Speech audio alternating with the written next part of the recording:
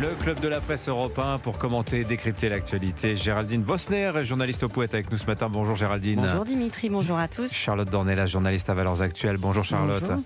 On a deux prénoms à la une ce matin, Lucas, l'INSEE. Alors Lucas, c'est cet ado de 13 ans qui a mis fin à ses jours début janvier. L'INSEE, 13 ans également, s'est suicidé plus récemment au mois de mai après avoir été victime de harcèlement scolaire. Pap Ndiaye, ministre de l'Éducation nationale, va recevoir les parents de l'INSEE. Des parents qui mettent en cause la direction du collège. Alors évidemment, ces deux affaires-là mettent en avant le thème du harcèlement scolaire. Géraldine Vosner, qu'est-ce que vous inspire la collusion de ces deux affaires dans l'actualité judiciaire, en ce qui concerne notamment l'affaire du petit Lucas? Une grande tristesse parce que chaque suicide d'adolescent est effectivement une faillite toujours collective et une tragédie. Néanmoins, beaucoup de malaise aussi par rapport à cette réaction de l'opinion populaire où on a un peu le sentiment qu'on réclame le bûcher pour les harceleurs qui sont aussi des enfants de 13 ans. Donc oui, il y a une forme de faillite. Je voudrais quand même rappeler quelques données qu'on semble complètement oublier dans ce débat public qui est très passionnel. Le nombre de suicides chez les adolescents s'est effondré ces dernières années. Depuis 95, depuis 85, le nombre de suicides chez les 15-24 ans a été divisé par 3. Donc, il y a eu d'énormes progrès. Alors, c'est la médication, c'est tous les protocoles mis en œuvre. Il y a des choses qui fonctionnent.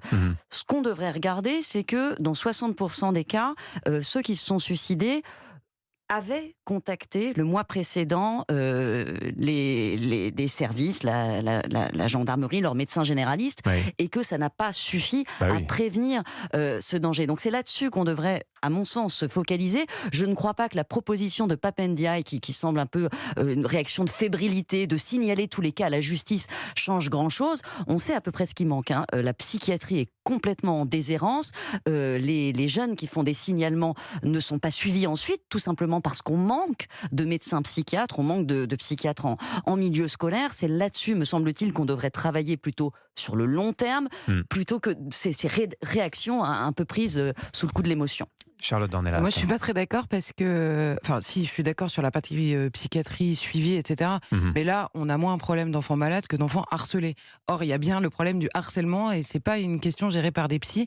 Et là-dessus, Pap Ndiaye qui a réagi immédiatement en disant on va faire un plan de santé mentale à l'école, c'est quand même vraiment une manière de psychiatriser des enfants qui sont juste en danger physique, moral parfois, par le biais du harcèlement. Et en effet, il y a moins de suicides. Mais en revanche, des enfants harcelés, ça, il y en a de plus en plus et il y en a énormément. On ne sait pas s'il y en a il y a de plus en plus de signalements, mais... Donc si on a entre 700 000 et 1 million d'enfants qui sont aujourd'hui harcelés, qui ont peur d'aller à l'école, ça suffit, que ça ait augmenté ou pas, ça suffit pour s'en occuper.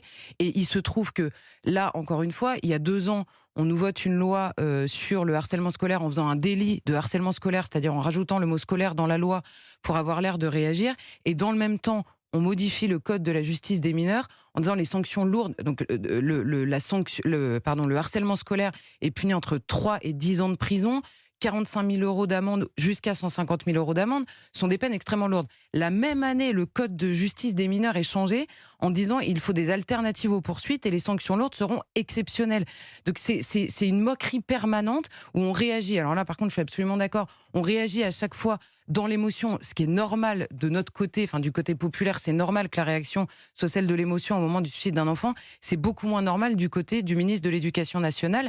Et la première chose à faire, parce qu'on se tourne tous vers le chef d'établissement, alors c'est normal pour les parents, ils connaissent l'histoire beaucoup mieux que nous. C'est dans le cas de l'INSEE, en l'occurrence. C'est ça, dans le cadre de l'INSEE, mais c'est vrai dans d'autres histoires. Le vrai problème, c'est que le ministre de l'Éducation nationale devrait comprendre qu'il doit donner les moyens aux directions d'école de pouvoir réagir correctement, notamment de mettre dehors les élèves qui posent vraiment un problème et qui mettent en danger leurs camarades de classe.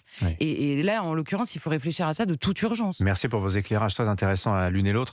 Je voudrais qu'on aborde le second sujet qui est aussi un sujet complexe et fort intéressant. Est-ce qu'il faut supprimer ou en tout cas réduire l'AME, l'aide médicale d'État, qui permet depuis l'an 2000, depuis sa mise en place à l'époque, à un étranger en situation irrégulière de se faire soigner gratuitement, c'est-à-dire les consultations, les examens, l'hospitalisation, les médicaments. Alors évidemment, il y a cet argument qui est souvent mis en avant. Oui, c'est un petit budget. C'est 0,65% du budget de la branche maladie, 1,2 milliard sur 183 milliards. Et malgré tout, les Républicains disent oui, mais c'est toujours trop et cette aide médicale d'État devrait devenir une aide d'urgence. Proposition qui est soutenue par 2/3 des Français, je le signale, ce qui ressort d'un sondage CSA pour CNews. Géraldine Vosner. Alors oui, c'est un sujet qui revient chaque année. C'est ce qu'on appelle un marronnier. Effectivement, les Français sont favorables à une restriction de l'AME. Moi, ce qui me frappe, mais vraiment, et c'est même fatigant à la longue, c'est que ceux qui agitent ce sujet ne le connaissent pas. L'aide médicale d'État n'est pas vraiment le problème en réalité, parce que ça vise les étrangers en situation irrégulière. Alors c'est vrai qu'ils sont de plus en plus nombreux. Ce n'est pas vrai qu'ils ont accès à tous les soins, parce que ils sont remboursés dans la limite du plafond de la sécurité sociale. Donc ça ne vous permet pas du tout d'avoir des soins de confort. Ils en sont d'ailleurs quasiment exclus, les soins de confort. Tous les rapports de l'IGS l'ont montré. Les 2/3 de ces soins concernent des hospitalisations pour des pathologies lourdes, parce que ce sont des populations qui ont des problèmes réels Mais de l'angle santé. des Républicains, c'est de dire que c'est une des pompes aspirantes de l'immigration illégale. C'est pas une pompe aspirante, dans la mesure où, en plus, vous n'y avez accès qu'au bout de 3 mois de présence sur le territoire, ce qui est d'ailleurs une erreur, parce que comme vous devez attendre 3 mois pour traiter des pathologies lourdes, très souvent ça coûte plus cher à la sécurité sociale que si on l'avait traité immédiatement. Le vrai problème n'est pas l'AME, c'est ce qui vient après l'AME, quand votre situation est régularisée, et typiquement les demandeurs d'asile ont accès non pas à l'AME, mais à la PUMA, qui est l'assurance maladie globale, et à la CMUC, qui est la couverture complémentaire, que si vous ne pouvez pas le payer. Où là, vous avez un remboursement quasiment intégral des soins. Et quasiment intégral et hors plafond de la Sécu. Mais là, c'est une espèce de trou noir, on ne sait pas, puisque vous êtes en situation régulière, et les statistiques ne différencient pas ce qui relève... Donc, en gros, il y a 5,5 millions de personnes qui ont accès à cette CMUC. 5,5 millions ? Oui. Ah oui, CMUC, oui.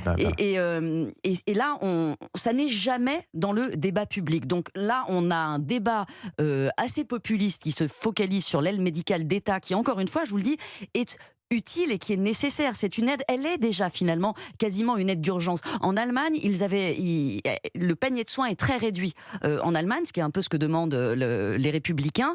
Et plusieurs études ont montré que ça coûte plus cher de réduire ces soins, parce que justement vous ne traitez pas des pathologies lourdes ou chroniques qui vont ensuite s'aggraver et qui coûteront plus cher à la collectivité. Charlotte Dornelas. Non mais la question, je suis d'accord sur la petite partie qui est l'AME, dans la grande question de l'accès aux soins, même sur le terrain de l'immigration. En l'occurrence, d'ailleurs, même pour eux, c'est beaucoup plus l'attractivité générale qui est leur sujet que le coût de l'AME. Mais il y a quand même une chose qui est sûre, c'est que le seul argument qui leur est opposé est celui de la nécessité par rapport aux maladies, notamment infectieuses, etc. On nous dit on ne peut pas se permettre de ne pas les soigner. Oui, c'est l'argument. Gabriel Attal, François Braun l'ont dit, mais vous ne vous rendez pas compte, si on ne le fait pas, on va se retrouver avec de l'insécurité sanitaire. C'est ça. Alors, la première chose, c'est que comme il faut être là depuis 3 mois, et par ailleurs, il y a un plafond, il faut avoir moins de 9 000, un peu plus de 9 000 euros par an pour toucher l'AME. Donc ça veut dire quoi? Que les maladies infectieuses ne touchent que les gens qui sont là depuis moins de 3 mois,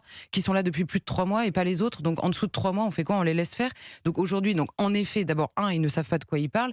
Et la deuxième chose, c'est que le panier d'urgence existe déjà en parallèle de l'AME, évidemment.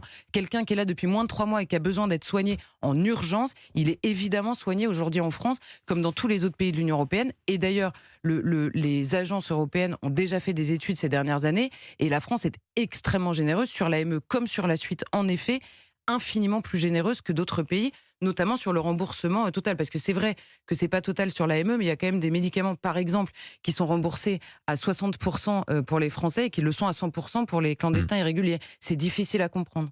Merci à toutes les deux, Géraldine Vosner du Point, Charlotte Dornelas, Valeurs Actuelles. Tiens, je vous signale qu'à l'instant, les 4 adolescents dans l'affaire Lucas, du suicide du petit Lucas, les 4 adolescents ont été reconnus coupables de harcèlement, mais pas du suicide. Décision du tribunal pour enfants. Nous serons en direct dans quelques minutes avec Mélina Fachin, qui est au tribunal d'Épinal pour suivre pour Europe 1 cette affaire. 8h